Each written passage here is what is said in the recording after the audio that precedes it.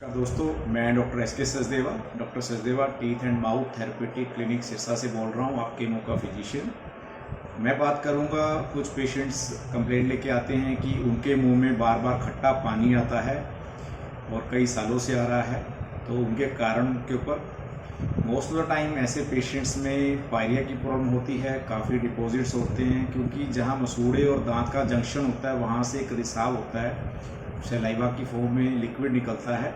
अगर उसके ऊपर कोई गंदगी है या कोई जमाव है या कोई पथरी जमी हुई है तो वो उसके साथ मिक्स होकर एक खट्टे स्वाद का अनुभव देती है। तो पेशेंट का जो मन है उसको गिटने का करता नहीं है, उसको थूकता रहता है, सारा दिन सूखता रहता है। इससे मुंह में ड्राइनेस और टेस्ट ऑल्ट्रेशंस भी हो जाती हैं और पेशेंट को बर्निंग भी हो सकती है, मुंह में जलन भी रहने लगती है अगर ये प्रॉब्लम लंबे समय तक चलती रहे। तो जो बेसिक कारण है उसके अंदर मुंह की जो गंदगी है वो एक बहुत बड़ा कारण पाया गया है। दूसरा, अगर पेशेंट का खाने का टाइम फिक्स नहीं है और उसको एसिडिक रिफ्लेक्स या गैस्ट्रिक प्रॉब्लम्स हैं तो उसकी जो रिफ्लेक्स की वजह से भी जो है एसिड मुंह के अंदर आता है, उससे भी खट्टेपन का एहसास हो सकता है।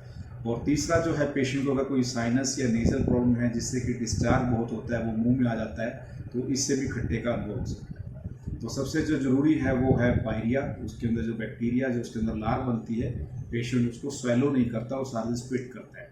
और ऐसे पेशेंट काफ़ी कंप्लेंट भी करते हैं कि हमें लार बहुत बनती है, थूकने का मन करता है और मुंह सूखता भी है बीच बीच में। तो ये जो दिक्कत है बेसिकली ज़्यादा थूकने की वजह से आती है।